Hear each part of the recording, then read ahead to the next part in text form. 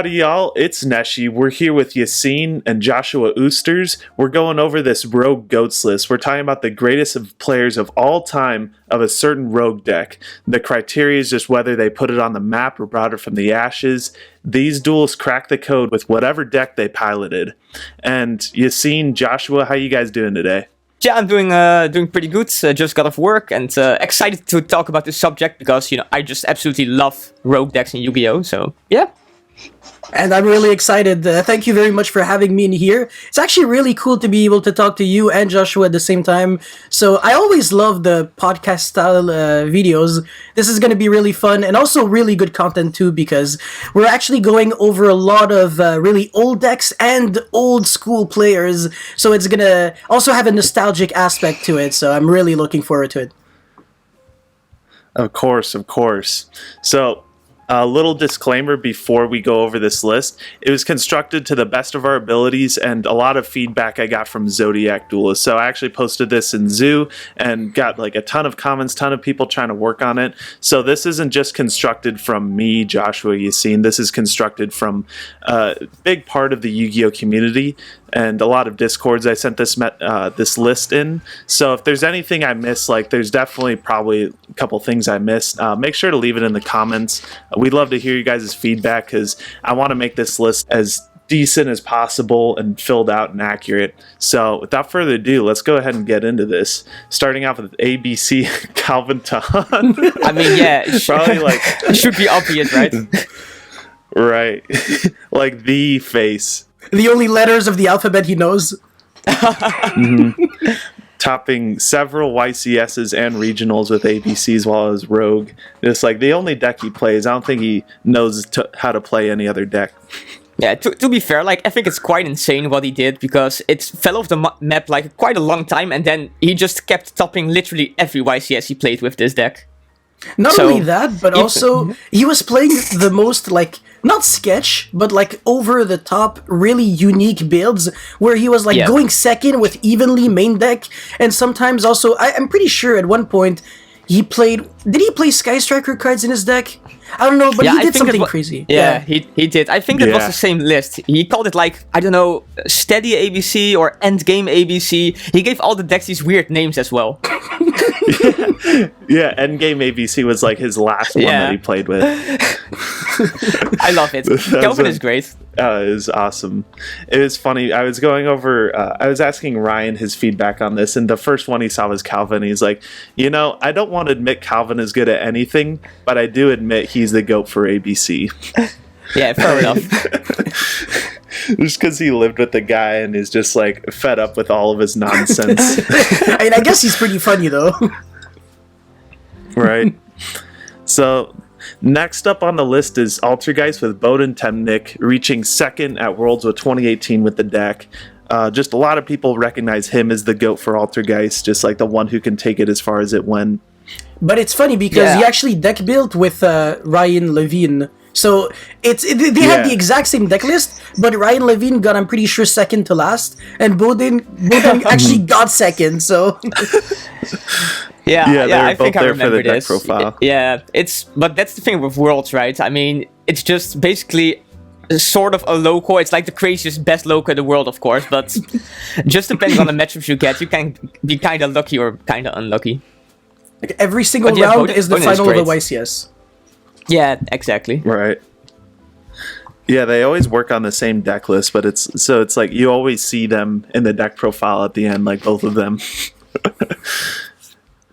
And then Blackwing, we have Fili Luna, who actually has like multiple ARG tops with Blackwing. It's hard to nail down like the one GOAT for Blackwings, but it has to be Fili Luna. Just like the one guy who kind of put it on the map or like kind of made it a breakout deck in the time that he did.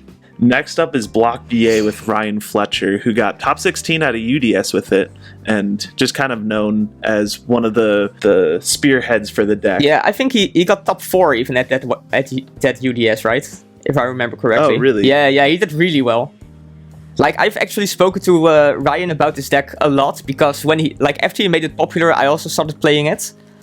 So, I mean, this guy is super cool, by the way, super nice guy. I ran into him at some USA YCS, and he's just the nicest bro, and like he was super dedicated to playing this deck. Say where do you actually go to US YCSs? I actually didn't know that. I never saw you at one. Oh really? Yeah, I've been to that, like, to a lot of them, but I try to go when I, can get the off days and stuff, when I can afford it. Yeah, no, I feel you. Wow, okay, so it's just not my lucky day, because I know I saw Raph maybe once or... No, twice, actually, twice. But I it's crazy. Wow, okay. I'm usually Would you along say- with him. Sorry, yeah, Nick. Do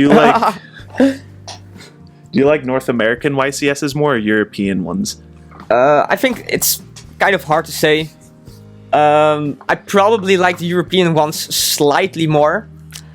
But the USA ones are great as well. It's just because of the streaming and stuff going on in Europe, basically, there's a lot of more hype once you reach top 32. Like, everybody's just watching the definitely. screen and stuff and cheering on their mates or their country, the players from their country, so that's pretty cool. And also, if I can add something, Europe just looks like the kind of continent that you want to visit so much when you actually go there. So US, there's not much, you're already downtown, there's literally nothing to do. But Europe, there's Right. all the countries are like microscopic, so you can actually just make a big like road trip or something and actually visit a lot of them. I don't know, it just looks really interesting. Yeah, I think I have to agree. Just the cultural difference is a lot bigger between the different countries, so there's a lot of different stuff you can see. Yeah. For sure. Like, you've seen one state in America, you've seen like 90% of them. Yeah, But then honestly. Europe, like, you can walk 2 steps and be in a completely different culture. Yeah, for sure. Coming in hot, we have Blue Eyes with Billy Break. Just like the first person to ever top an event with Blue Eyes cards in his deck, I'm pretty sure. You got top 16 on ARG in 2013 with it. That is pretty impressive, yeah. I didn't know that. I guess it was like the Dragon Ruler Blue Eyes deck then. Yeah. Yeah.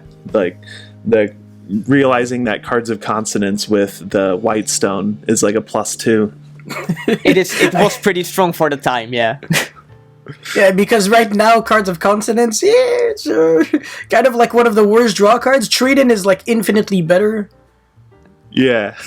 Yeah, it's weird when you look back at those formats, right? You're like, okay, that card actually wasn't good, but at that time it was just insane. Yeah, Yeah. like in the high radix or something, like a really broken turn 1 was like normal 7 card D draw 2. Like, if you I do know, this right? in 2021, we kill you. You're dead. Yeah. Or like normal 7 Cyber Valley. Oh my god, unbreakable board. 10 negates. Yeah. I opened up Great Man, set 2 trap cards, best turn. Insane opening. Paleozoic, yeah, hold my beer. I'm setting 5 every single time. So normal swap frog. Turn 1 toad. Oh man. Didn't have to worry about Lightning Storm or Evenly Matched. Nah, negate. Yeah, good times. Yeah. So then, after that, we have Bujin with Jeff Jones, just like the one guy who's really known for Bujin. Several ARG tops in 2014, kind of putting it on the map during that time. Yeah, he has the great, I'm sure you can look it up, the great feature match at, I think it was the ARG Invitational, where his opponent Sahli. like Infernity combos him, and then he goes, what's the rank 4 called again? Susano, I think, and just like honest and just destroy the entire board. I love that match. It's so Susano's ridiculous, man. It's so good. It's like a Ashura Priest and also a Searcher or a Foolish, right? Yeah, like for the time the card was insane. Right. Oh my god, Just yeah. like so many utility effects in one Xyz monster. So it's like an extra deck too, so it's always accessible. Yeah. And also the Bujin Xyz, they're all like special jutsus in Naruto. Amaterasu, Susanoo, Kagetsuchi, Tsukuyomi. Yep, that is true. Yeah, they totally didn't rip off Japanese culture. They ripped off Naruto. Exactly. So then next, coming from the Abyss, Burning Abyss, is Thomas Rose, the Burning Abyss Chad, with getting top 4 at a WCQ in 2018 with Burning Abyss, and then multiple YCS tops. He's just like, even Farfa like recognizes him as the BA Chad. Yeah, Thomas is insane. Like, I don't remember what year it was, but the same year ABC was released in, he won YCS Liverpool with it, and then when it became like more of a rogue strategy, he won his nationals with it, and then he topped YCS London 2019, I want to say, with it as well, alongside me. Like, he is insane with this deck, and he keeps reinventing it, which I really love. Oh yeah, for sure. Yeah, he never gave up on it. It's crazy. Yeah, he's really dedicated to our boy Dante Millingtree. Oh man, And I think that's like a lot. That's like a lot of the nature with this list is just figuring out who is the most dedicated with the deck, like who wants to bring it back even if it gets hit, like even if it's not the most viable, just always innovating and evolving with it. Yeah. Exactly. Yeah. So then after that, Yeah, introduce him, Nick. Let's go. well, I don't know who this guy is and why he thinks he can be good with Crystal Beast, but Oh, man. you know, I vouch for this guy. Oh, appreciate it. It's kind of weird putting myself on this list, if I'm being honest, but like, just giving some backstory of this list in general. I made it like a year and a half ago, I think. I just wrote it on my phone, just like people I knew who were like the goats of a certain rogue deck, because I thought it was cool. And I was like, man, one day I want to get on this list. And like, I haven't had any like real event tops with Crystal Beast, of course, but like only online events. I've had success with them, but like I'm the only guy that's like taken it as far as it could, like as bad as the deck is. But you know, watch out for when we get Zenith, because that's when things are really gonna get spicy. But If the we thing ever that get people- it, yeah. But the thing that people don't necessarily know about you is the fact that it's not that you just play the deck and you are like an enthusiast of it. Like, you actually made really interesting combos, like some powerful ones and some more realistic ones. You played like a more control build that is probably just I don't know, a bit more appropriate for the meta, and you actually beat really skillful players in those Duel Academy tournaments, right? Yeah, Yeah, exactly. but honestly, I want someone to do well with Crystal Beast too, so I can have like a rival, so I can like evolve with them. You know, right now there's just like I'm the only guy that's actually just out there, and it's like it's kind of like I know some people are like, wow, I'd love to be on top, but you know, it's what they say, it's lonely at the top. I want someone else to match me. You know, I'm not trying to say that for my ego or anything. Like, I want No. someone to evolve with. You know. No, Yeah, I that- actually that feel makes it's so sense. motivating when you got a friend who actually always pushes you to, I don't know, be more competitive with yourself. Not even with the others, but it just I don't know, it's a win-win actually. Yeah, for sure. Also, just, you know, in Yu-Gi-Oh! In general, it's so hard to get better if you don't have someone pushing you to get better, right? If all your friends are just super casual and you're just always beating them, it's so hard to just grow on your own. Yeah. Right. That's why I try to do, like, I have a series on my channel called Crystal Beef, where I like challenge I have people challenge me with their creative Crystal Beast decks, and like people from the Discord, and you know, a lot of them are really good, and so like I'll deck theory with them and stuff, but they don't actually like enter real events, that kind of thing. Yeah, No, I feel you. that's too bad. But then next up, we have another person in the call. I wonder who that guy is. Oh man, So I know. Yacine, the man who topped 8 with Cyber Giant, was it YCS Niagara? Yeah, and then- exactly. While everyone was playing these bad Orcus Cyber Dragon builds, Ew! he Oh was my like, God, "Why are don't you guys touch me." putting Orcus cards in your Cyber Dragon Bro, deck?" just take threat imagine- cards. Bro. No, but okay, look, there are so many hilarious things about my deck. Imagine telling to someone who's like really close-minded, yeah, I play pure Cyber Dragon instead of Cyber Dragon Orcust. Oh wow, okay, you're already stupid. That's what his response would be. But then it gets worse. Yes, and I play one Cyber Dragon in Cyber Dragons. The guy would be, okay, you're even dumber. And I play 19 Shraps. No machine dupe. One side trap. And I had one of the best win rates in the entire room. It's crazy. Oh, for sure. I love it. I love it. It actually represents my personality too, honestly, because I really can't stand being like everyone else. When someone plays a specific deck, I can't play those decks at all. I do really bad. Like, all of my tops said anything are always with like messed up, extremely sketch decks. Like I would play 60 card Lawn Mowing Infernoid Zodiac, and I didn't play left arm. I didn't play left arm, and people were like, "You're crazy." And then as soon as Billy Break said left arm offering sucks in the deck, everybody started copying him. I was like, "Hey, you heard it from me first, folks." Yeah, I know that feeling. Oh man, trust. Yeah, you've been there too, eh? Yeah, for sure. Like, I don't know. It's also just a lot more exciting to just play something super crazy that people just aren't expecting, and then doing well with that, right? It just feels so much better. Not only that, because it makes you feel much better, but also the surprise factor is overpowered. It wins games on its own. Yeah, for sure. People they see cards they don't know, or they see a strategy basically play a way that they aren't expecting, and suddenly they just don't know how to play their cards anymore. They're just staring like, okay, this is so weird. And I also won against like extremely good players in that YCS too, like YCS Niagara. Yeah. I beat Nishad, and I'm pretty sure if he knew my deck inside and out, it would have been a completely different outcome. But I really beat a lot of really good players, and I won against my worst matchups, True Draco and Guru, which are horrendous. I can't contact fuse. And game 1 against True Draco, I think I drew like double Phantasma and double Super Poly. I was like, what the frick? And like Compulse was one of the biggest cards in your deck too, and that just did like barely anything to those decks. Compulse was so cute when they used Card of Demise, and I would compose their Majesty Maiden. What are we gonna search? Draw less cards. But apart from that, it was garbage. Yeah. Like Compulse is like super good when they start summoning from the extra deck, but those guys just didn't have an extra deck. Yeah, it doesn't get worse for me. Oh man! But I love apparently the. it didn't I absolutely matter, right? love the. Same, yeah. Yeah, it didn't matter. I take the game 1 loss, and then I crush them on game 2. And game 3, it honestly depends. But game 2, I want to say, is almost a guaranteed because I kind of control the flow.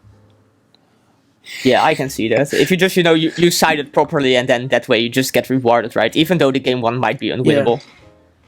Yeah, exactly. Because the thing is, I'm fully aware that it's a bad matchup. So my side deck is like more built to beat the bad matchups than to beat the good matchups. Yeah. And that it's funny because this mentality also led to my downfall, since I was like, you know what, Salamandrate is kind of like an easier matchup. I can afford to prepare myself less for that deck.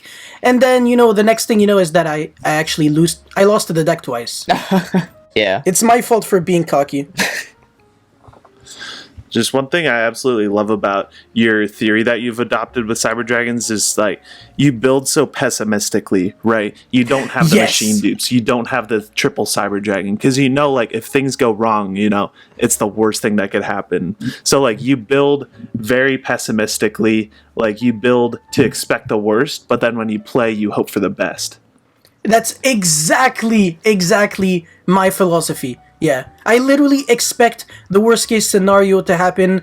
Honestly, even in real life, it's actually just how I function. There's actually a huge correlation between your mindset for deck building and your mindset for just resolving problems in real life, I want to say. Yeah, I tend to because agree. the thing is, it's the same brain functioning anyways. It's not like you became a different person when you played Yu-Gi-Oh! And when you were just acting in real life. You're still the same guy. Mm-hmm. It's just you're applying your brain for a different concept, but using the same knowledge and the same, I guess, processing as you usually use anyways.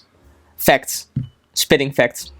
Next up, we have Danger with David Mendoza. I mean, technically, people would call it Gren Maju, but this guy was the guy that won. He won YCS Niagara 2019 with Danger Gren Maju, but then he was talking about it with Yacine, and they agreed that he would be the GOAT for Danger because his deck was more dangers than anything, and then Yacine was the Gren GOAT. So I'm glad they worked that out. Yeah, exactly. I mean, I remember Yacine from, was it like a Californian YCS or something? The most hilarious match I've ever... YCS Portland. He got second place. I think I almost... No. The one before that. The first one. Oh, the one with the feature match, you mean, right?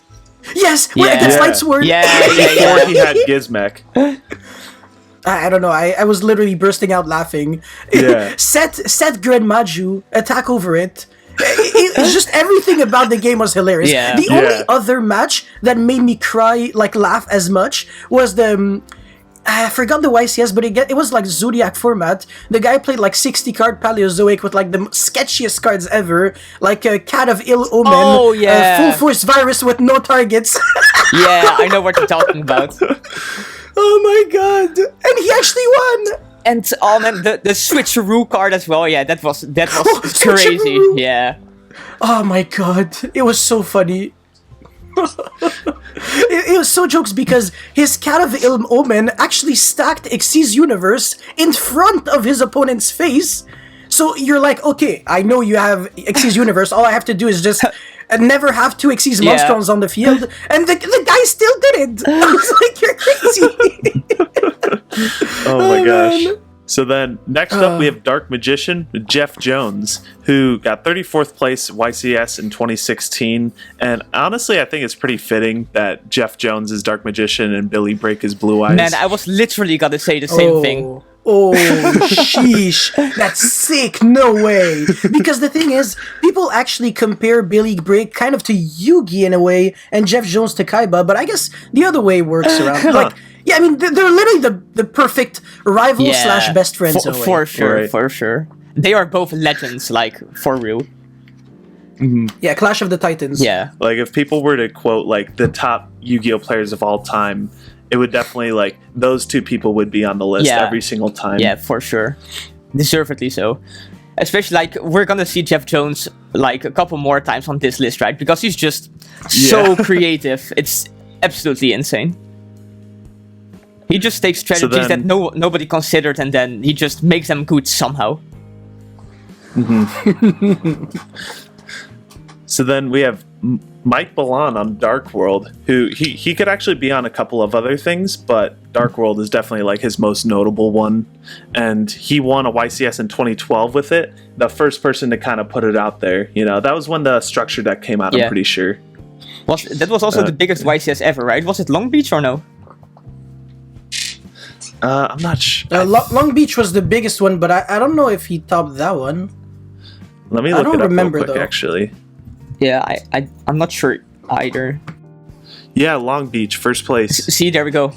I know my stuff. Jeez, no way. So he literally What the won heck? the biggest YCS at that time. Yeah, insane. And it's never been bigger, right? Like, it's still the biggest TCG event, I think. Oh, is it? Yeah, I think so. Yeah. Huh. I Like thought over we- 4K players. Gotcha. That's insane. Wow, we really peaked in 2012, huh? Apparently so, yeah.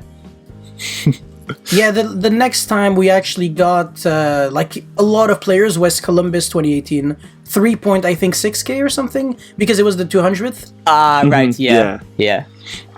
I screwed that YCS up completely. Oh my god. My RNG sucked. I was like, hopefully I don't play against True Draco. My 2 first rounds are against True Draco. I'm like, why does the worst case scenario always happens to me? Oh my god. You know, this Of might course. be... you might not like this, but I really want Masterpiece to come back. Bro, So I can play him in... why would you say this? Man. Don't be like this, man. Don't be like this. The last thing you want to give True Draco, though, is a win condition. Like, but it's fine. We just ban all the floodgates, then True Yeah, ban Draco all could the be at floodgates. full power. Yeah, and then it's fine. I totally agree with that. Yeah. But The then floodgates are the BS part. Yeah. we need to bring back Masterpiece, Electromite, and Astrograph. Calm down, bro. Oh my god, yes! Yes, I'm down! No, I'm down! no. I'm gonna have to use my veto. Are you kidding? We're not doing that. All right. Your veto. I'm using your veto, my veto to counter yours. Unlucky. So it's like you got me. Exactly. Yeah, I won the dice roll. Next up, we Oh, have man. Darklord with Eduardo Gomez, topping a YCS in 2017. He got the feature match, and everyone was just loving it. And then he also makes content. You know, if you go into the Darklord Facebook group, everyone would recognize Eduardo as, like, the GOAT, like, the man to look at for the Dark World spicy strats. That's sick. And then DDD, we have Jeff Jones again. Again. Winning an ARG. Yeah, again, Yeah. it's probably not going to be the last time we see I him. mean, probably Definitely no. not. Then Dino Rabbit, we have Billy Break. He was the first person to put it on the map, I'm pretty sure. He top 8 a YCS in 2011 with it. So I think he was the person to make it like a breakout deck. Okay, I actually did not know that. But it is pretty cool. Then I kind of knew, but I wasn't born in 2012 or whatever. I think I was born in 2014, so... and then Dragon Link, we all know this one. Yeah. When Shunping Yes. won the UDS. We also have Quan on here because that's who we got the deck list from. Oh, really? But yeah, Shunping. An OCG guy? Oh, yeah, he's the OCG. Gotcha. Oh, that's why. I see. Man, I remember But- like when Shunping won that event, at least I was just following coverage and he was winning everything, right? And I was like, what is this deck? What's happening? And then it's just turned out to be the best deck in the format, so good stuff. Right? During a scary format too, with like Shadal and Yeah, stuff. and when Dino got popular again. Yeah. Then the PSY-Frame Oh, yeah. Lunalite that Mitchell and Noah were piloting. Right. Oh, yes, I remember. Yeah, with Lambda and Redoer tagging out on End Phase Search. Yeah. Though I think Mitchell didn't play the PSY-Frame version. Mitchell played like a Zodiac Fire Fist one. Ah, yeah. Oh, yeah, with the go-go gee gag gag gag gag goo goo. Yes, exactly. What was that? Can you repeat No, that? the people actually played... I don't even know what I said. People actually played the Onomato cards in the Lunalite deck. And I know they played it in Emancipator at first, but in Lunalite too, Yeah, I remember. Yeah, I remember seeing it was this a as well. one-card rank 4. Yeah. Yeah, it was actually Noah who made that Automat engine work for Emancipator. Like, he was the first person to tech it in. And then Cody Angeloff got the list from him, and then he was the first person to actually, like, top with it in an online event. This is something you see so often, right? Where, like, somebody makes this crazy deck and then gives the list to someone else and then they top the event with it. Right. Oh my god. Yeah, the it's so worst- painful. Oh wait, that basically happened. Yeah. By the way, did you know that like Gabe Vargas from 2018 Yeah. Nats, I actually pushed him to go to the Nats. Really? Because, yeah, no, in theory, he owed me $400 or something Yeah. like that. And I was like, no, don't pay me back. I have the feeling like you're gonna top the Nats or something. Pay me back when you're rich. And he was like, okay, if you insist. And he won the freaking Nats with no preparation. And I swear on my life, 3 minutes before the event started, he was like, Yacine, I have no idea how to combo when you draw Ibli. Can you teach me? I was like, yes. And as soon as I sit down, pairings for round 1 have been posted. He was like, fuck it. Hopefully I don't draw Ibli. Solid strat. It worked out good for him. Oh, that was hilarious. In his deck profile, when he's talking about that, he's like, I know there's a combo you could do when you open this, but I don't know how. Yeah, I love that. That's so good. Oh my god. Like, this is your national champion. It's hilarious. It was hilarious. It's like- yeah, even his side deck, yeah. His side deck had a lot of cards that actually came from the Montreal guys. Well, my friends. It wasn't me necessarily. It was my friend from a local who actually popularized Drag Down from the Grave, because people didn't know about this. But it was actually a friend of mine from kind of where I live. He told me about it, and then I told Jesse. Jesse was like, that's a great idea. And then he said it to like Gabe, and Gabe was like, okay, I'm gonna play it. And everybody played Drag Down. Like, Jesse resolved Drag Down against me. I was like, shit. If I didn't tell him about this, I wouldn't be getting Drag Down, but I still won against Jesse, so it's fine. So then, like, topping an event with someone else's list is almost like when you say something funny to your friend, and then your friend says it louder, and the whole group laughs. Oh man, exactly. Exactly. Big move. So then, next up, after Dragon Link, we have Dragon Maid with Herman Hansen topping several online events with it, online tournaments, just like... There are a couple people we could actually put for Dragon Maid. Milano, for instance, just like making content for it. But Herman Hansen has had a little bit more success with it. Herman Hansen, also Someone a else- crazy player, by the way.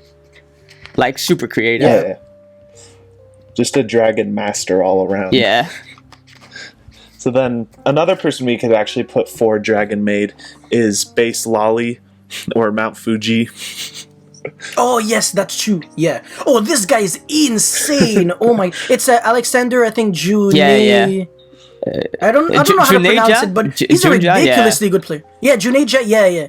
He's insane. He has like what 20 plus Yeah, YCS he is stuff? crazy. like that. I love him, by the way. Shout out to Lolly. I love him. Yeah. He's a friend of mine, so such a great guy. That's awesome. Nice. Yeah. Also super creative, by the way. He literally lived in Japan. He lived in Japan, so he's also he knows like the OCG stuff and as well, because I know he made a video for TCG players where he was kind of talking about the OCG mentality, and his Thunder Dragon deck was super. Yeah, he sick. also did like the Cosmo deck where you looped a Sword Trooper, for anyone who still remembers that format, and he got like top 4 with it or something. Oh my freaking god! Like super crazy. Oh my god, that Yeah. was so fun. Yeah, I think you paid like over 5k Yeah. or 6k life Yeah, points turn you one. paid like all your life points to just pop your opponent's entire field. And then you get sphere moded and you die, but it's Unlucky. okay. So then, next up on the list, we have Dragoonity with Patrick Hoban, good old Hoban. He put it on the map just like the first person to top with Dragoonity Yeah. cards. It was Dragoonity rulers, and he topped several YCSs and ARGs, just like madman with the Dragoonity rulers. Yeah, basically nobody played it, and then I think it was an ARG where he first played it, and like he won or got second or something, and then basically at that point, it was considered one of the best decks to just really put into perspective how good this man is. Or was, I should say. Of course, he doesn't play anymore, sadly. For sure. Then this next one is more of a meme pick. Egyptian God with Jesse Cotton. Just like the only person to like, he topped Rochester Regional with he just threw the Egyptian gods in his deck. Someone bet him that he couldn't do it. He's like, bet. He just threw them in his Thunder Dragon deck, I'm pretty sure, and just topped with it. No, it was. I think it was Gookie actually. Oh, okay. Oh, yeah, because he was like, Yeah. Goki's just like the most insane deck. You can draw anything and still combo. Yeah, exactly. Yeah, like he was special summoning them off a firewall, and yeah, it was stupid. Madman. Then next up is another meme pick, Exodia. Jarrell Winston, the GOAT for Exodia. Top 8 Worlds in 2012.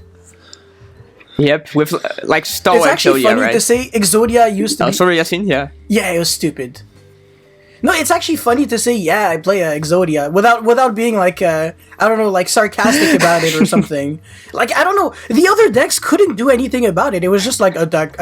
Everything was like unga bunga, and Exodia was just like, whatever, it's fine, I'm just gonna stall you out Yep. and draw cards. People were like, okay, I have no objection. That's insane. Then Fire King, we have Michael Kiplak. I don't know if I'm pronouncing that right. Yeah, but Chiplak. He put Chiplak. Okay, he put it on the map, top 32 YCS in 2014 with it. Yeah, YCS Berlin, I think, right? I'm not sure actually. Yeah, on I that think one. so, because he played on the bubble, he played against Raphael Nevin actually, and he had 0 cards, and then he top decked Rekindling in game 3 to like game Ralph. True story. Whoa. So charged that Yeah. doesn't skip your battle phase. And Nice deck. he played it at like a couple of YCS, I'm pretty sure. Gotcha. Then next up we have Fluffles. We have 2 people for Fluffles. You can't really pick one. We have David Vasquez and Sam Cox. Both of them have several regional tops with the deck. And then Sam Cox actually top 8ing a UDS with it. Oh, really? I did not know that, but that is insane. That's extremely good. Wow. Yeah. Like, yeah, I didn't know that either. Like, people were saying David Vasquez should be on here, and then someone said Sam Cox, so I looked into it, and yeah, he top 8 a UDS with Fluffles. That's just, like, something you don't hear about. Yeah, I'm super surprised I actually did not know this, because that's insane. UDSs are crazy tournaments, or were crazy tournaments. I think they stopped doing those, right? Yeah, Yeah. unfortunately. Unfortunately. Gadget, we have Robbie Cole. This one should be a little obvious. There are actually a lot of other Gadget players around his time that I think he was like in the inner circle with the other Gadget players, but he has several regional tops. I put him specifically on the list because he still made content for a while after for Gadgets. So like just the idea of like dedicating yourself to that deck, you know, I think Robbie deserves to be on here for Gadgets. Yeah, for sure, I agree. I think he's still doing Then- content on it sometimes right now, right? Yeah, every now and then, especially like when I think new support came out last year. He Yeah. did a couple videos about it. Then Mekk-Knight, I had originally just had Vlad on here, but then you mentioned Kevin Rodriguez. Yeah.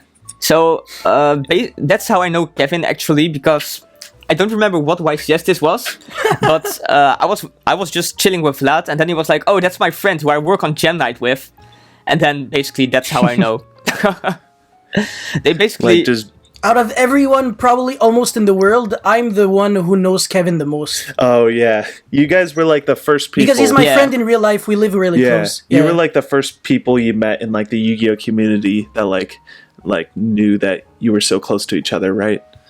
Yeah, exactly. And, well, I mean, I knew him way before he started doing, like, anything Twitch, YouTube related.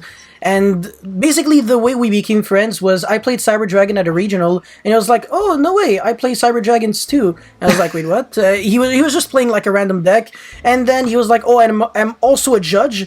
I was like, "Oh, okay." And I knew nothing about him as a player, but he wasn't doing like really well at events. But it was just like we were still friends and stuff. And then we attended our first like Nats together, where he literally played my deck of Cyber Dragon, like my actual deck, like card for Cyber Dragons at a Nats during Zodiac format.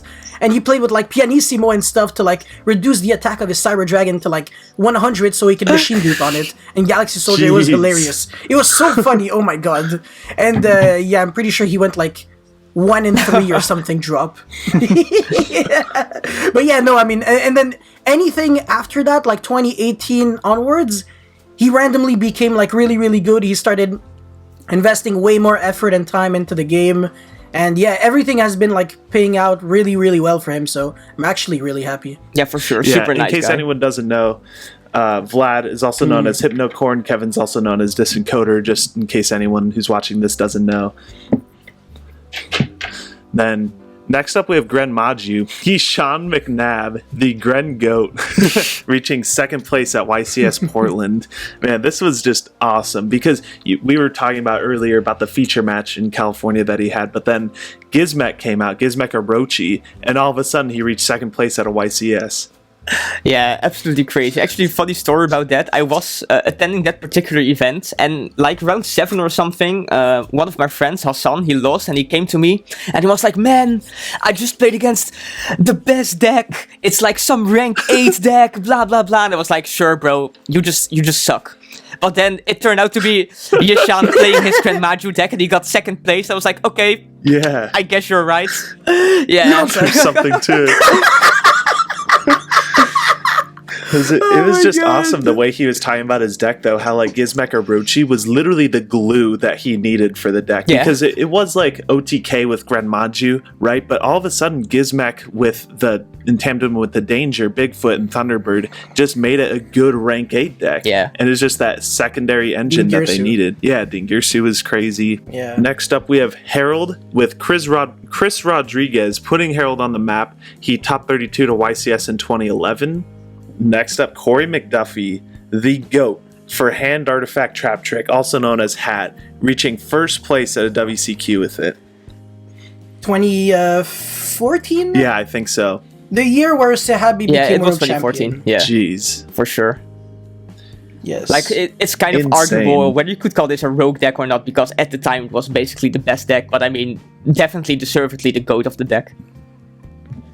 Right. Yeah. Then, yeah, we do try to...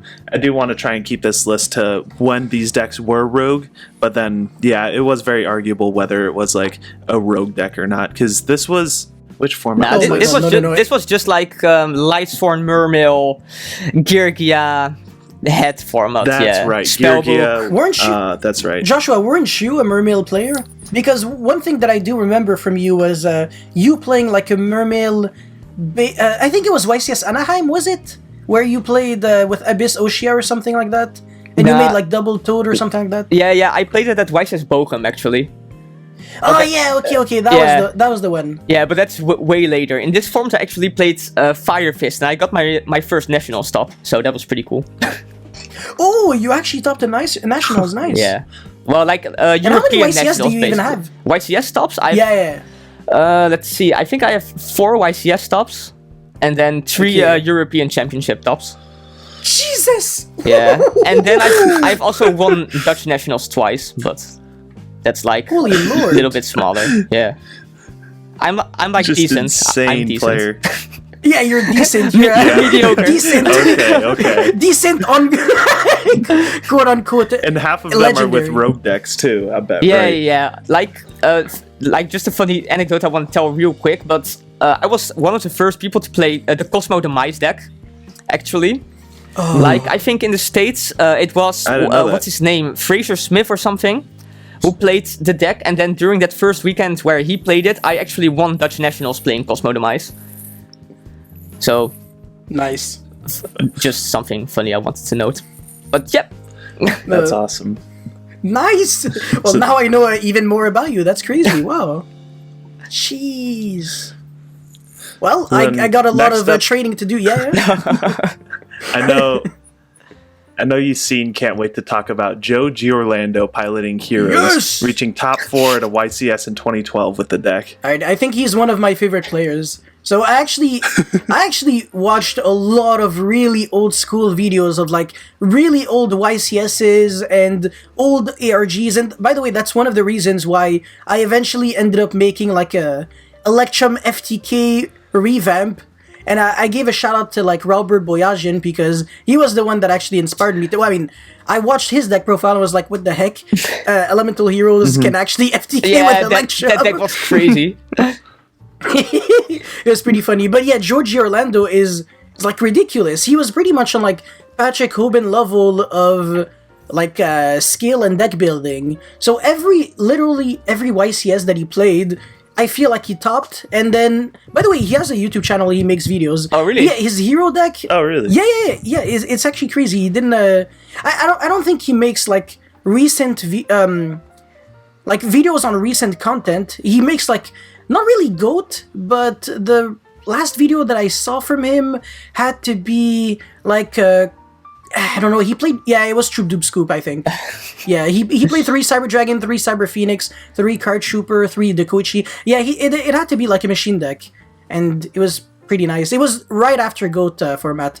But yeah, no, it's insane, man. This guy actually did really well during the old days. I don't know much about how good he was with Hero necessarily, because he could actually be tied with Robert Boyajin here. And I know Robert is like a huge enthusiast of Hero, but definitely these two. Sick. sure. Thanks for the history lesson. Yeah, my pleasure. And then coming in hot with Ignites, we have Henko Chow, multiple regional top 8s with the deck, just like the face for Ignites currently. And I'd also like to give a shout out to Patrick Hoban too for Ignites. That was like his pet deck. Just like he wouldn't actually take it to real events, but he would try and break it whenever Yeah, he for can. sure. I think he thought like the cards were super broken, but he never could actually like solve the deck, basically. Right. And then Henko Chow, he did like Zexal locks with with Ignites. same. Yes, I remember. It was at a Montreal regional. That's I'm pretty sure it was Montreal. It was hilarious. insane.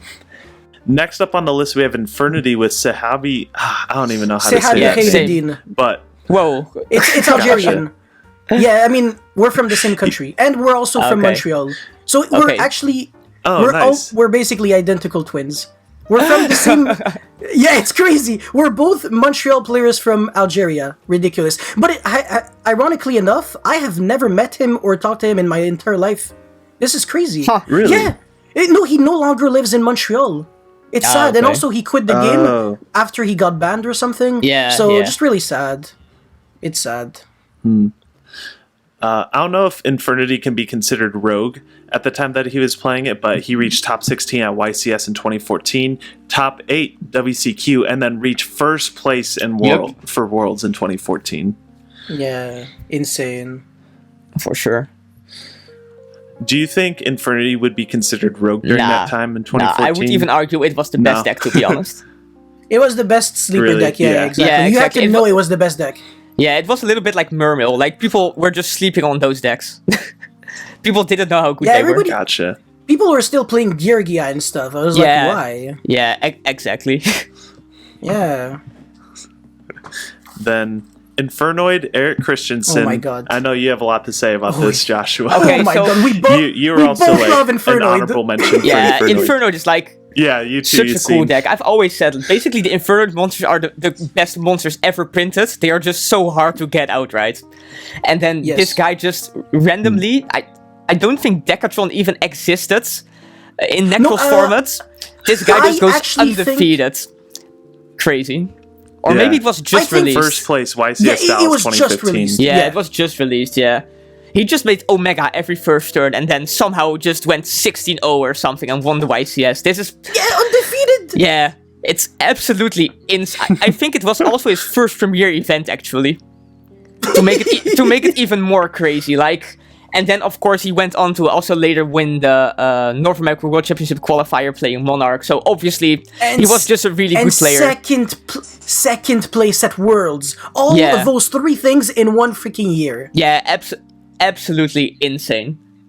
Yeah, he was the king of 2016. Yeah, for sure. And just winning with Inferno, like, unimaginable, to be honest. Yeah. Then, after him, we have Invoked with Leon Dowe-Ranger. I think that's how you say it. But reaching top 8 Nats 2018 with Mekk-Knight Invoked. He's like the only guy that makes Invoked look fun. Fun. Fun, yeah. This is, yeah. What were you gonna say? I'm extremely excited. I'm just having so much fun just thinking about Invoked. So many possible plays. Normal Alistair, search, activate. Oh, you have to keep in mind, though, if they Ash your Alistair, you have to make sure to draw the invocation. Exactly, you have to be skillful enough to know how to stack. Exactly, but you're only allowed to draw Invocation if you also have Alistair, because if you draw Invocation without Alistair, you're just not skillful at the game. Yeah, you're like, you have to bad. get better. Exactly. What is it? If you negate the Meltdown, they have Alistair in hand. If you negate the Oh, Alistair, they have Invocation in hand. I get angry just hearing the this. Invocation, you forgot that Meltdown is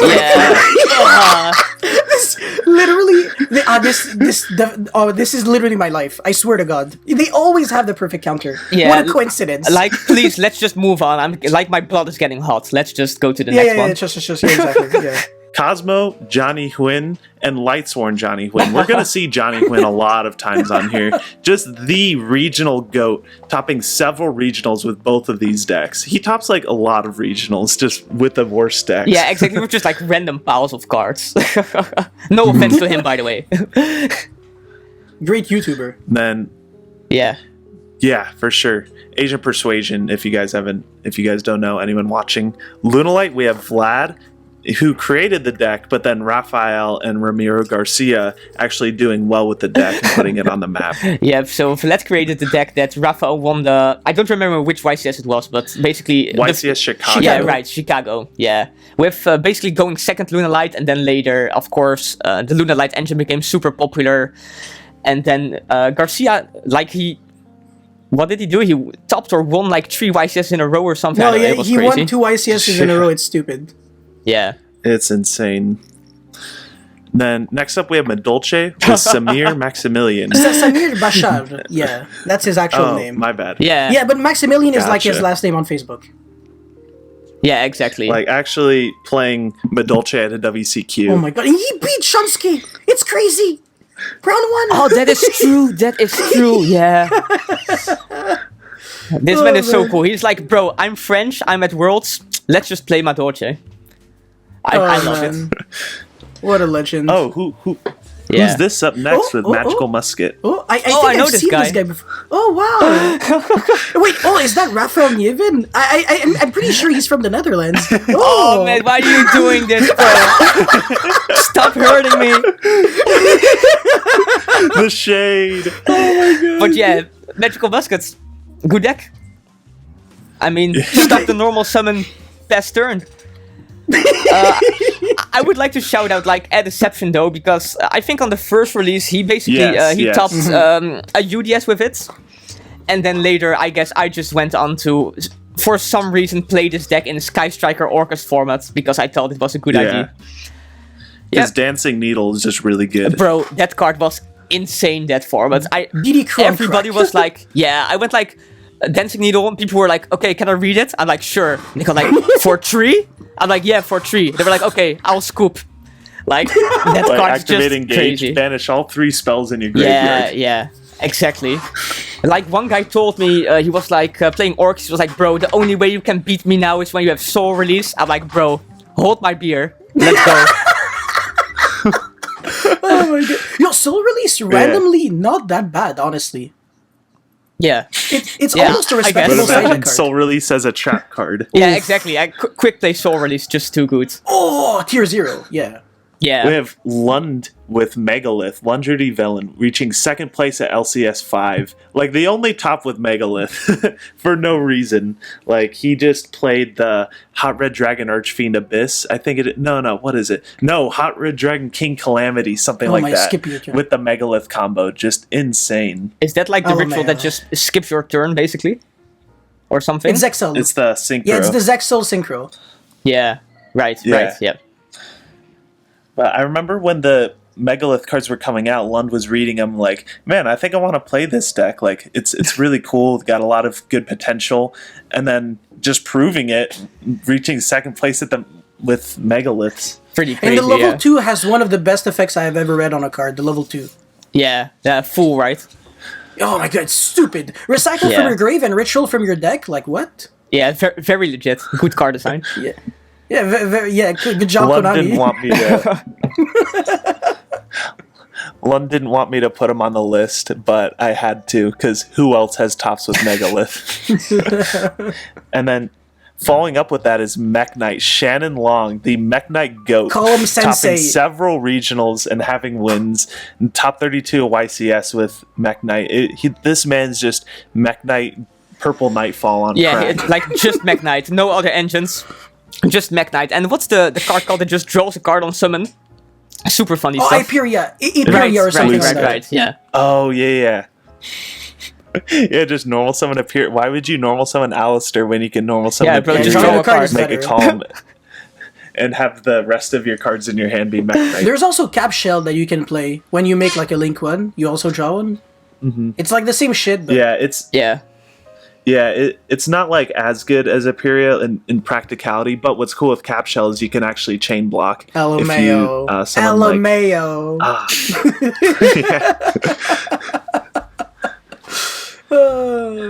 Then after you can, that's what it is, you can chain block with the Morning Star. So if you link summon Morning Star, you can do chain link 1 Morning I Star, see. chain link 2 Cap Shell. That's pretty good. So then after that we have Melfi with Vlad. So this one's kind of more of just like a for fun pick, but he has topped a lot of online events with Melfi, and he created like a 60 card Melfi Tri Brigade, did well at a remote duel Yeah, I was about extravaganza to with say, it. yeah. Then after that we have Metal Foes with, how do you pronounce his Okay, name? Yacine? Nicholas Joseph Petzold. I know everything about this because I was one of the 3 guys playing Metal Foes Draco and doing well during that format. Actually, it wasn't just us 3, because also Nishad got a YCS top 16 with, the same YCS I topped actually, Memphis 2018. And then also, was it James Rutherford? He got 3rd place. But the actual innovator of the Draco Metal Foes deck was Aaron McInnes. So he showed it to Nick Petzold. And then I was like tagging along with Gabe, Siobhan, E.T. Pat. No, E.T. Pat wasn't there. And like all those guys at YCS Atlanta. And I actually just saw Nick's deck, and I was like, oh, why am I playing my Dynomist deck? I should actually just play your deck instead. Yeah, I actually I D2'd with Dynomist. Go second Magispector. Dynomist, Magispector Magician, by the way. But yeah, I actually just copied Nick's idea. I played Draco Metal Foes at Memphis. Instant top 32. I was like, this deck is ridiculously good. Yeah, so Nick Nick topped Petzold, like a couple of YCSs with it, right? he with topped the- he top Yeah. 8 2 ICs in a row. It Yeah, was exactly. Atlanta and Salt Lake. Yeah. And by the way, he should have topped Memphis too, but I think someone cheated against him or something like that. Oh, that's unfortunate. Yeah. After him, we got Monarch with Lithium 2300, 2nd place at Remote Duel Invitational. Insane. It's so After funny. Pantheism got unlimited. Yeah. Do you guys know why Lithium always plays Monarch, by the way? Why? No. So the thing is, basically, when he first started out, he topped his first nationals playing like the Treeborn Frog Monarch deck, just the old Monarch deck. And then ever since then, it's been basically his favorite deck, I think. Oh my god. Oh, really? Yeah. Like before he was OG even a Monarch player, YouTuber. then. Yeah. It's so That's cute. awesome. Yeah, for sure. And we have another fan favorite coming up, Mystic Mind Jeff Leonard. You gotta love the guy. You can hate Mystic Mind, but you gotta love Jeff Leonard. He's he reached sick. top 16 at a pro play tour and like destroys online events with Mystic Mind, and he's just always innovating the deck too. Yeah, And he's also- just the only guy you can't hate playing the deck, right? And he's got that dad power, so it's okay. Yeah. You can do anything you want. It's fine. And then we have Necros with Abraham King reaching 19th at a UDS and then top 16 at YCS Portland, I think it was, with Necros. Just like trying to keep the deck alive in 2019 format.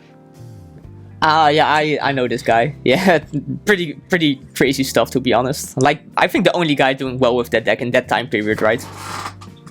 Yeah, definitely. Then we have Johnny Quinn for Noble Knight doing multiple regional tops with Noble Knight, just like before the Infernobles came out, like when everyone thought that it was just like a really bad like Dragon Duel lower table deck. Orcus, we have Ed Exception top 8ing YCS in February 2019 with it before Yeah, with the Ding attack Girsu. deck. Yeah. Just make Boral Sword and go.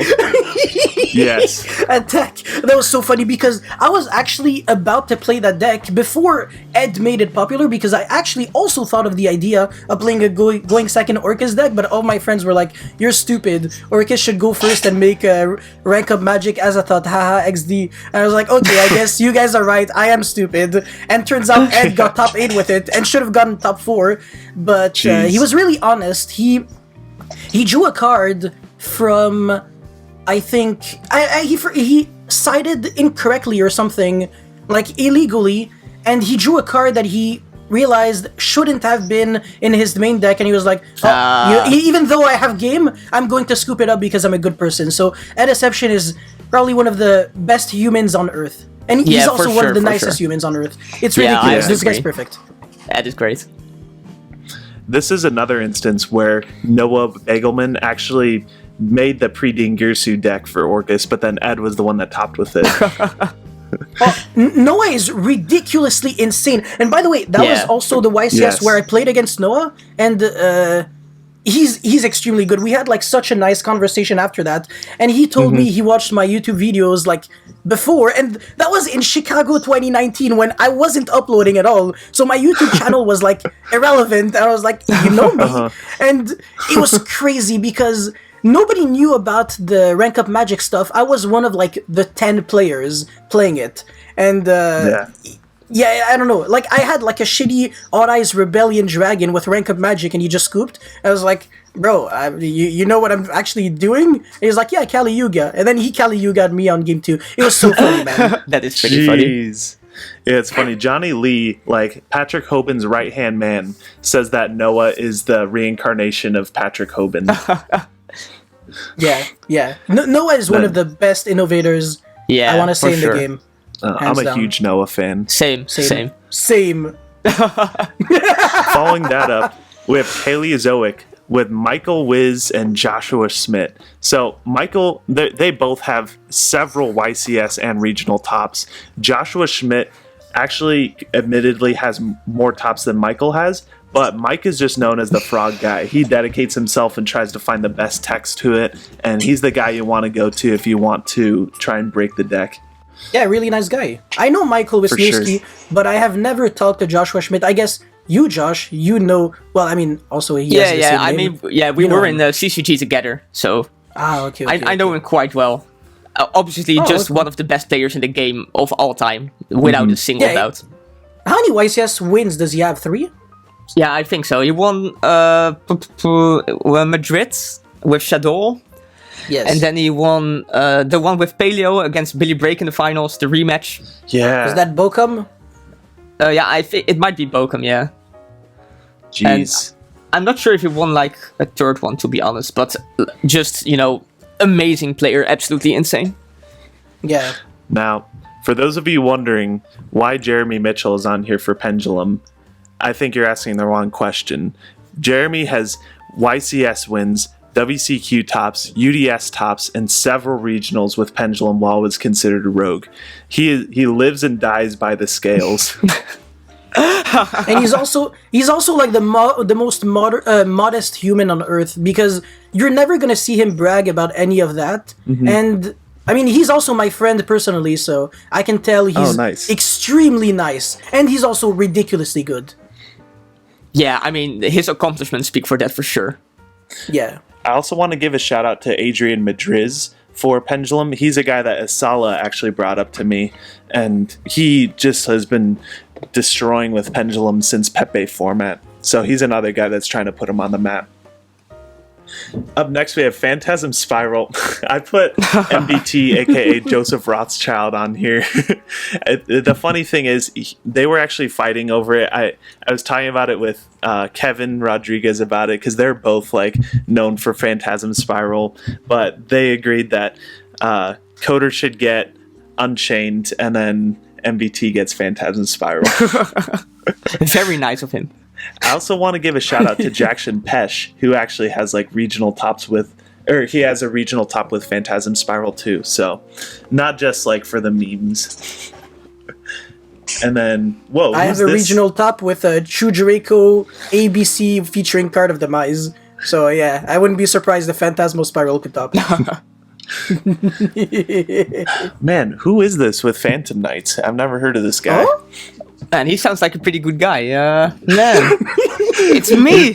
You just like keep making Phantom Knight videos and like trying to do that well with them in online tournaments, right? Bro, like, actually, I topped, I think, every tournament I played with this deck. Yeah. I topped like 3 online winner boxes with it, and then 2 extravaganzas. After really? Corn skills, that is. Yeah. But what people might not know, actually, is that I, back in 2014, when the Phantom Knight cards were first released, I actually also played this deck. I bubbled YCS, Prague, the first one, in Pendulum format, playing Burning with Phantom Knight. And then I won a giant card with it, and we had like the CCG series, which was basically the European counterpart to the ARG series back then. And I actually top 4'd one of them with Phantom Knights, and I also won one of them with Phantom Knights. Wow, that's incredible. Yeah, insane. So I just love this deck. I think the cards are so cool. I just love the card design, basically, both the way they look and the way they play. Yeah, artwork and also their graveyard effects are so fun. They remind me of like cute Orchist. Yeah, honestly. I know what you mean. Yeah, they're literally a cute version of Orchist. By the way, have you ever seen one of my Phantom Knight videos? Yeah, I did. Like, I saw some of your combos with the what's it called? The Utopic. The guy you make with a bunch of Leviers. Yeah, that's the one, exactly. I think I went through triple Levier. I always say Levier. I'm such a moron. Levier. Levier, in that combo. I love that card so much. Oh my god, it's so cool. I did see your videos. I checked them out before I started building the deck when Thorn Skills came out, actually. But then, of course, we didn't have the dragon, so I just had to make some new combos. Unfortunately. Yeah. I thought it wasn't the end of the world, like not having the dragon, but it ends up changing a lot because it makes it so your Leviers don't do much anymore. Yeah, exactly. So, you just basically play one to facilitate the standard combos, I guess. But when the Utopic Future Dragon will come out, Phantom Knight is going to get a ridiculously gigantic boost. Yeah, I think so as well. And I even now think the deck is very underrated. It's very, very strong. It's really good, yeah. I mean, of course, or I wouldn't be playing it at like every event I can. Next up, we have Photon Abhimanyu Chada. Have you guys heard of this man playing Photon Galaxy? Nope. Literally no idea. That's because he's just my buddy. I actually just put him on here for Photon and posted the list to Zodiac, and no one said anything. There are like 200, 300 comments on these posts, and no one said anything about Photon. Like, people are fighting over all these other things. No one mentioned just like, I put my buddy a B on here. but that's the thing, right? Nobody cares about the Photon deck, apparently. Yeah. Like, the thing is, I honestly do think that he would be the GOAT for Photon. He just doesn't go to enough events anymore. He's trying to get his doctorate or something. Okay, yeah, I mean, that's More Like, important than playing cards. Yeah, trying exactly. to get his medical degree, trying to do something with his life. I don't know, man. Yeah, instead of normal summoning, I was gonna say, summoning Thrasher and then getting a search for Galaxy X Photon. Exactly. You'd rather save lives. Activating Photon Sanctuary and linking into Union Carrier. Yeah, And then after that, priorities. we have Plunder Patrol with Douglas Haddad topping several online events with Plunder Patrol. He's known as the captain among the community too. That makes sense. And then you guys know this one, Prank Kids with Kha Bui. I don't know if I'm Yes. saying his name For right. sure, right? Yeah, I think Everyone- Kha Bui- knows First place him. at YCS Milan 2018. Yep. What else is to say about that? Nobody knew what the cards did. Right? Easy peasy. I know Prank Kids can be considered rogue now, but I mean, we don't have real events right now, so Yeah. you can only really put him. Psychic, we have Jeff Jones. The old school Psychic decks, you just think of Jeff Jones, right? He's the one that's most associated with it. Yeah, the Grand Soil deck. Then we have PSY-Frame Yosenju for Ryan Levine. First place at an ARG in 2015. Like the only top with like pure PSY-Frame cards, right? Of course, you're going to see tournaments that have PSY-Frame Gamma in it, but this man actually just played PSY-Frame with like the field Yeah. spell and everything. Then after that, we have Ritual Beast with Miguel Soto, top 4 WCQ Yes, my 2015. boy. Let's go. Did you have anything to say about that? I don't know. The thing is, I don't know. I knew. I started like the first time I met Miguel was actually way after the Ritual Beast thing, so I don't know much about his Ritual Beast skills outside of watching him play at on the feature matches at the NAWCQ 2015. But I know he's a really good player. So going to Worlds and I think getting top 8 is ridiculous. Oh, for sure. For sure. The guy that loves contact fusing. Up next, we have Salamangreat, the Blessin Wilson. He did well with Salamangreat, of course, in 2019, but then he won a regional in 2020 after Stalio got banned, when people thought that the deck was like really rogue, right? He has some online tops of the deck too. He's just known as the Salad God. And then after him, we have Scrap, Johnny Huyn, take a shot every time you read Again. him. Third place at a regional with 2019. He actually top 32 to regional in 2017 with Supply Squad Scraps. So I didn't know that one actually, but I knew his third Same. place one in 2019. And then it's like, like that was more of a flex, if anything, I thought, when Scrap Wyvern came out. Yeah. We all know this man, Pak with Shadal, topping several online events. He has a Balan on a Budget series with Shadal, trying to break the deck. Yeah, very cool. Love his content, by the way. Yeah, Pak is sick. Then Six Samurai. We actually have 2 versions of Six Samurai. Jonathan Moore, aka House of Champs, was the original Six Samurai master, right? But then after the legendary Six Samurai came out, Jeremy Bader became the GOAT. So you kind of have 2 versions of Six Samurai, one of them being the GOAT with the older version, and then Jeremy being the GOAT with the newest one. Yeah, I know Jeremy quite well. He's actually such a good innovator. And by the way, he was someone who ended up having a huge impact on the metagame, ironically, through Rongo Miniad, because before people started playing Rongo in, I forgot what deck it was. Was it Dark Warrior? Yeah, just Dark He actually Warrior, played yeah. it in. Yeah, he played it in Six Samurai with the bamboozling and stuff, and people were like, "Oh shit! If it works for your deck, it should work for Dark Warrior." So people actually copied him. So ironically, his innovation for his Six Samurai deck ended up having the biggest of impact. So he's insane. That is very interesting. I did not know that. Jeez, Yeah. that's crazy. We all know. It makes sense when you think about it because Six Samurais have a lot of level 3 and level 4 Yeah. extenders, so why not make Rongo and Bamboozling? True. Bamboozling before was cool. Yep. So then we all know this one, Sky Striker with Ryan Yu, a Dragon Duel champion. But then Sky Striker, just after Engage got banned, Ryan Yu just winning several online events with the deck. Yeah, Yeah, he's my insane. boy. Just a crazy player. Some people were arguing in the Zodiac post that Sky Striker wasn't Rogue at that time, but are you kidding me? After Engage got banned, you're not going to say Sky Striker was Rogue? Definitely was. It Very definitely, rogue. nobody Yeah. was playing it. Yeah. Whoa, who's this on Spellbook? Johnny Huynh again, back at it. Whoa, who is that guy? Never heard of him. Several 2019 regional tops with Spellbook. Insane. Like, he's Yeah. most known for Spellbook, Cosmo, Lightsworn, just all three of those decks. It's awesome. Then Subterror, we have... I don't even know how to say his name, but I know his YouTube... Marijn van Duivenboden. Whoa. Oh my god! It's obviously like a Dutch name, but Yeah, Jesus, I can't pronounce he's a really good friend of mine. So Really? yeah. That's awesome. He wanted me to say hi to you, by the way. I let him know that we were doing this video. He wanted Oh, really? me to... He said to send you his regards. Cool. He's better known as Tatsim on YouTube. And then we have Christian Forsman, both being the Guru Goats.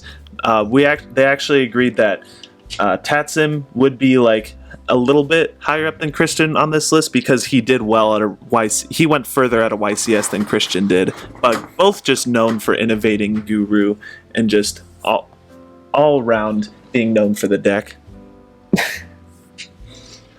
Super Quan's Tahan. He just won an ARG with them, and I don't know, Super randomly. yeah, nothing else to say about that. Superheavy Samurai Staples 94. Okay, I couldn't find where to find this guy's name. Kind of similar to Lithium, but I just watched. Lithium is Steven Jacobs. Oh, Yeah. Steven Jacobs. Okay, I didn't know that. But No, then that's Lithium. So right, I'm not sure who Staples 94 is. right.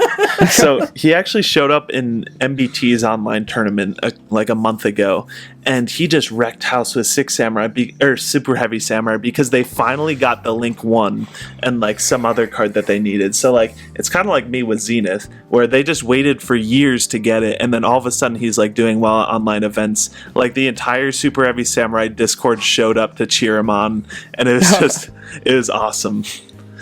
That is really cool. Beautiful. Go The ahead. Link one is super broken. Because you just normal summon one of the ballista, right, and then link it off and get a search. Yeah, and then the Link one is a Monster Reborn. Yeah, that's just insane. So then after Yeah. that we have Sylvans with Patrick Hoban, just the first person to put it on the map. Top Yeah, 16 after this, WCQ of course, it in became like 2014.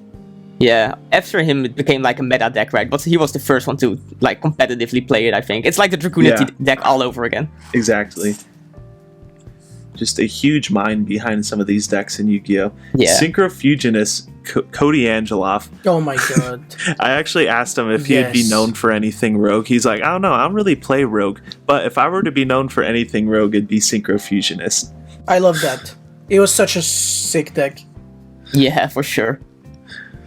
Then we have Thunder Dragon with Jesse Cotton after the Colossus ban. So obviously Jesse did well with Thunder Dragon with Colossus, but then after the Colossus ban, he still did well at, I think, one online event, but then he just made content with it too for Thunder Dragon, just trying to keep the deck alive. Yeah, he just really likes it, I think, which makes sense if you've been this successful with a deck for such a long time, right? So we have Trickstar, Francesco Samoncelli. What did you want to say about him, by the way? About Francesco, so basically he got second at the European Championship 2018, I think, the Goki format anyway, which of course at that time it wasn't really a rogue deck, but I'm like 99% sure after that he kept playing it at like online events and actual events, and he still kept doing well with it, even though nobody was playing the deck anymore. Gotcha. Yeah, I would also put Vlad on this, but he didn't want his name next to Trickstar. Understandable. Don't want to get destroyed by the FBI, I might butcher this guy's name, Maximilian Delval with True Draco, a Yeah, that's big perfect. heavy hitter. He was, what did he do? He put Into the Void in his deck and just like tried to do well with True Draco, and he went super far with it at a YCS, and just everyone in the True Draco Facebook group was going wild. Yeah, he got his first stop at YCS London. I actually played him in the last round of that YCS, but he was X1-1 and I was X1, so I just lost and we both topped, which was cool. And then after that, he participated again with True Draco, and then he got second place actually at YCS. It was an Italian one, I want to say. I just don't remember which city it was. But yeah, really good player as well, and very nice guy, I must say. Gotcha. Let's go. Yeah, he is a really nice guy. I've seen him just interacting on Facebook and stuff. And he's French, so I can actually communicate with him. Then Unchained, we have Kevin Rodriguez again. Undoubtedly That's good. the Unchained. Another person I can speak French with. Oh, really? Of course, French is his first language. And then I think Portuguese should be his second. I don't know if he speaks better Portuguese or English. Is that a lot of people in Montreal? Well, for Portuguese, no, but most Montreal people actually speak, probably, I want to say, either better French or better English. It kind of depends on your background. But for me, it's obviously better French. And for Kevin, I'm pretty sure it's also better French. Oh, nice. That's awesome. Just topping several online events with Unchained and just like putting it on the map, just proving to people that it is a good deck and it can contend with the rest of them. Okay, Volcanic, the guy with the crazy hair. Yeah, oh my god, I love this guy. Do you know how to say his name? Sohrab Pasikani. But I don't know though. He's probably from, I don't know, he's maybe from Ethiopia. That's just a wild guess. Yeah, Really? I have no idea, to be honest. Yeah, he does for sure. Yeah, no, he was insane though with the Volcanics deck, undefeated. I think first place regional or something. No, it was YCS Yeah. Charleston. Jesus. He was undefeated in Swiss. I think it's Oh my 2014 or 2015. 2015, yeah. Yeah, I want to say 2015, yeah. Like, Blaze Accelerator Reload came out, and all of a sudden he just went undefeated in Swiss at a YCS. Yeah, bro, Raigeki on your turn, let's go. 10-0. Crazy. So, and after him, we have Witchcrafter, Robert Riley. I think it was YCS Portland. He made day 2 with Witchcrafter. Just like the only person to put it on the map, really. And then World Chalice, Marco Perico. Yeah, I know you have a lot to like, say about that. Yes. Oh, there was also someone else who kind of, I don't know, he made his match in the feature match was so exciting. It was Usman, I think Manan. Yeah. It was so crazy, man. Yeah. Naturia Beast, Naturia Barkion, Christia. Yeah, but I wouldn't really call his deck World Chalice, while Marco Perico really just played World Chalice. Like, did you know, That's true. before that YCS, he has like a little notepad with like all the combos of World Chalice written out? Like, Oh, this really? guy he just lived World Chalice. Jeez. That's exactly Oh my why he God. should be on this list. Yeah, I mean, I think the only guy to ever top a YCS, even win it with this deck, right? And then Billy Brake, another guy on this list. X-Saber, multiple YCS tops in 2010 and 2011. He also just put it on the map. And then after that, Yosenju, Ryan Levine, first place ARG 2015. So, like, you can really just put him down for PSY-Frame and Yosenju, because who that's else so is funny. really topping with the deck? I love that. And then, I know you have a lot to say about Tayfun. Tayfun with Zephyra. Let's go. Yeah, I mean, I think this guy played this deck for like forever, right? And then he was just always the bridesmaid, never the bride. Got like top 8, top 4 with this deck. And I think somehow almost nobody noticed this or something, because I never hear people talking about him playing this deck. But he did so well with it when nobody else was playing it. And obviously this guy's just an amazing player and has done super well outside of just his Zephyra accomplishments. But For sure. I also want to give a shout out to Uzman, who actually is also a scientist with him. He works on the deck with him. Zombie is up next with Garrett Befera. He's like the old I know school. him. Yeah, I know you have a lot to say about him. But Yeah, he also plays Fire Emblem, which makes him even a better human. Oh, But yeah, no, Garrett is insane, man. He did so well with Orchest at so many different events. He topped a Nats during the Orchest format with like Danger Thunder, Sky Striker. He played like Zombie Orchest. Yeah, it was cool. And then also he played a zombie related deck during Zodiac format. So just during like insanely dangerous formats where usually people don't really want to play like fun and like rogue decks, he actually did well with them, so he's really good. Gotcha. Yeah, just like Cool. he's known as the old school zombie goat. But then we have Brian. You might also know him from Crush Cards, anyone watching. But he is the guy that is trying to bring the undead deck back to life. So they would each consider themselves as like putting them on the list. But Brian's more so the newer zombie player, and Garrett is the old school zombie master. Oh yeah, I do want to give a shout out to Noah for being the original scientist behind Pendulum FTK, Samsara Lotus FTK, Orcus Pre-Dingirsu, True Draco Sky Striker, PSY-Frame Lunalite, Automat Adamantipator, and Fluffle Eldritch, which hasn't actually had a real event yet to prove itself, but want to give a shout out to him for all of those. Like, Noah's a huge mastermind behind Yu-Gi-Oh! These are just like the guys that are known for these decks. I guess just for fun. Yeah, Altergeist to DZ LMAO. I mean, yeah. He pretty much has a heart attack when he sees Multi-Faker. He did top a UDS with it though, so I mean, pretty decent. Of course. Yeah. Just like... Appliancer, what the frick does this deck do? So I was literally thinking the same. Scarlet says that they like it's kind of like Goki. It ends on like the same end board, but obviously you have to use more resources. But they just have a ton of extenders, from what he was saying, and he uses the code breakers. A couple other guys on here. We don't have to talk about all of them. Honestly, I'd be fine with just ending the video here, but I just wanted to include this list at the end just because it's for fun. Yeah. It's actually sad how I'm not even in it. Man, you were on the original list. That's way better. Yeah, that's the thing. That's true. That is better. It says creators that are known for a specific archetype that aren't already mentioned on the list. Yeah. So, can't get too greedy there. It is a little sus that Crush Cards is on here, though, for Paleozoic. But, you know what? Logan is for Paleozoic, but Brian's for Zombie, so it works out, right? Fair enough. By the way, I love how a lot of like the YouTubers, like their channel name, there was like a correlation between what deck they're playing. Like the Archfiend guy, Archfiend, Burning Abyss, Farfa, Destiny Hero. He only makes D hero content. Like, he's crazy. That's his channel. Very original. What I also think is funny is Invoked 101 is known for speedroids.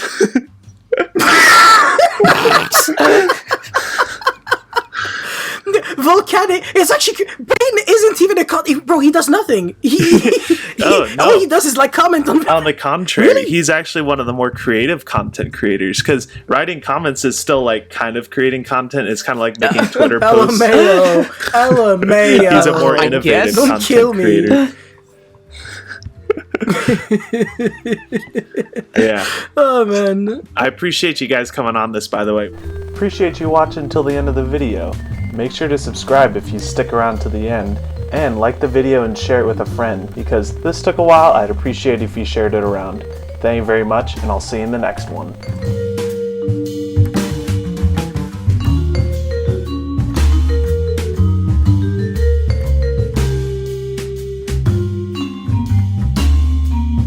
I would argue he's advanced Crystal Beasts more than anyone else has ever done in the history of Yu-Gi-Oh!